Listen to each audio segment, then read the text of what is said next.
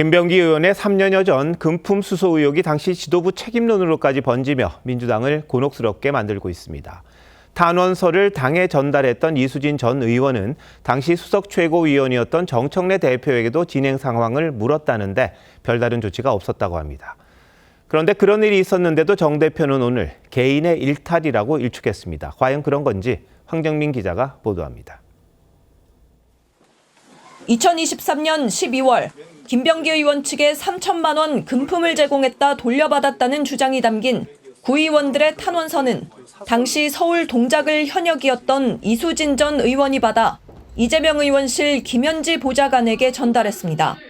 별다른 조치가 없자 이 전 의원은 석 달여 뒤인 2024년 2월 당시 수석 최고위원이던 정청래 대표에게 전화해 상황을 물었다고 했습니다.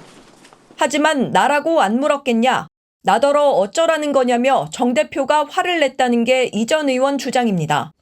결국 언론을 통해 폭로했습니다. 고심을 하고 그거를 당대표실로 보냈죠. 돈을 줬었다. 물론 6개월 후인가 돌려받았지만 돈을 줬다.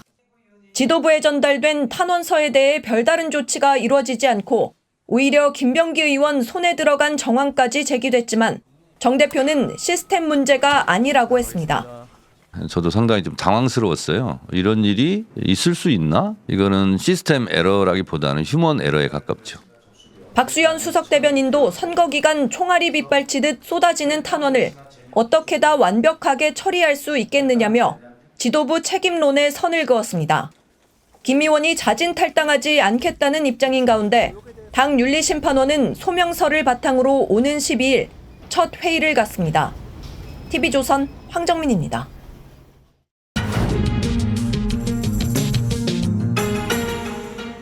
정치 연안에 한 발 더 들어가 궁금증을 풀어드리는 정치 더 시간입니다. 조선일보 배성규 정치 에디터 나오셨습니다. 안녕하세요. 안녕하세요. 자, 오늘 주제 알려주시죠.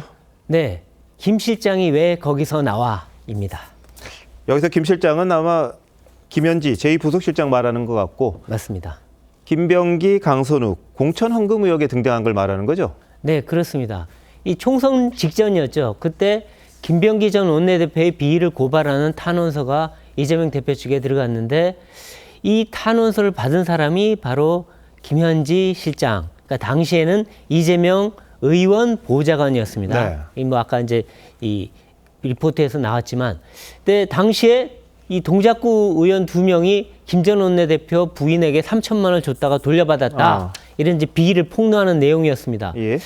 그런데 이 탄원서를 받은 김현지 실장의 그 이후 조치가 뭐였느냐가 지금 굉장히 큰 논란을 빚고 있는 겁니다. 네.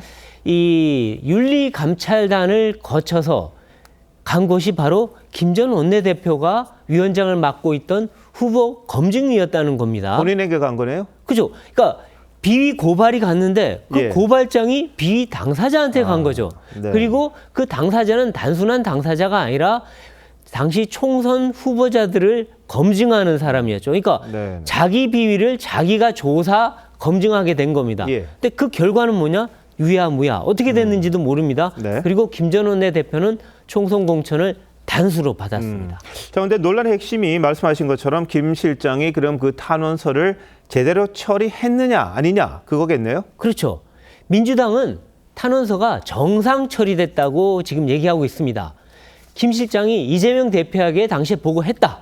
그리고 당 대표실 거쳐서 윤리감찰단에 정식으로 넘겼다고 했습니다. 네. 근데 문제는 다른 말이 나온다는 겁니다. 윤리감찰단이 당시에 그럼 조사하고 조치를 했어야 되는데 아무 조사하거나 조치한 흔적이 없습니다, 일단. 그리고 윤리감찰단 내부 인사들은 탄원서 내용을 자기들은 몰랐다고 얘기하고 있습니다. 몰랐으면 탄원서가 제대로 간 것이 맞느냐, 예. 이런 이 비판 또는 의혹이 제기될 수밖에 없는데요. 네. 또 탄원서가 왜 그러면 당시 김 전 원내대표한테 넘어갔느냐. 이건 아무리 검증위가 검증 권한이 있다고 해도 예. 검증위원장에 관련된 거면 사실 제척 사유가 있지 않습니까? 그렇죠. 네. 그걸 상식적인 건데 그걸 뛰어넘고서 갔다면 이거는 처리 과정에 분명히 문제가 있다. 이런 얘기가 나오는데요. 네. 그래서 지금 김 실장에 대해서 당내 조사뿐만 아니라 잘못하면 경찰 조사를 받을 수도 있는 거 아니냐. 이런 얘기도 나오긴 합니다. 김 실장은 작년에도 국감 증인 출석 그리고 김남국 인사청탁 논란으로 곤욕을 치르지 않았습니까? 네. 근데 이번에 공천원금 사건의 논란의 중심에 다시 서게 됐습니다. 이 민감한 현안마다 김 실장이 등장하니까 여권은 상당히 곤혹스러워하는 분위기입니다. 근데 이 불똥이 김 실장을 거쳐서 이 대통령에게도 번지는 거 아니냐 이런 얘기도 나오던데 맞습니까? 네, 이 국민의힘이 공세를 펴고 있는데요. 김 실장과 이 대통령의 사건을 묵살하거나 은폐한 거 아니냐, 진상규명해야 한다, 예. 이렇게 목소리를 높이고 있습니다.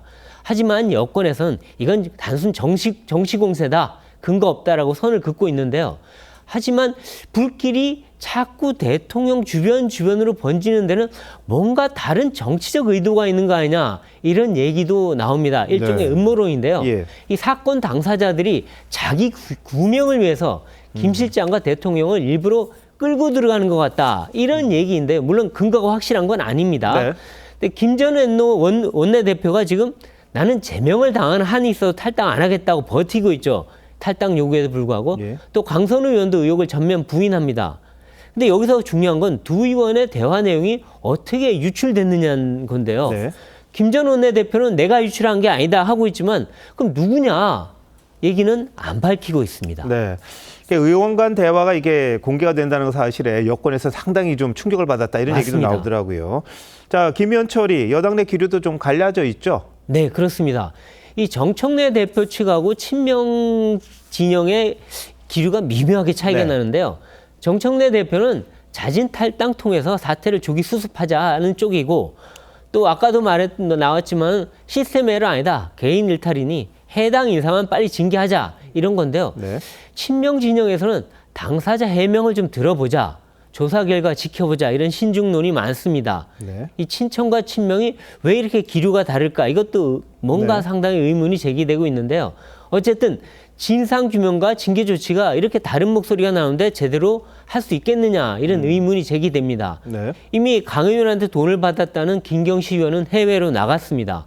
또 김병기 의원과 가까운 척도 다 의혹을 부인하고 있는데, 이 야당은 특검을 주장하지만 김 실장 또 대통령이 지금 거론되는 상황에서 특검은 현실적으로 힘들어 보이고요. 네.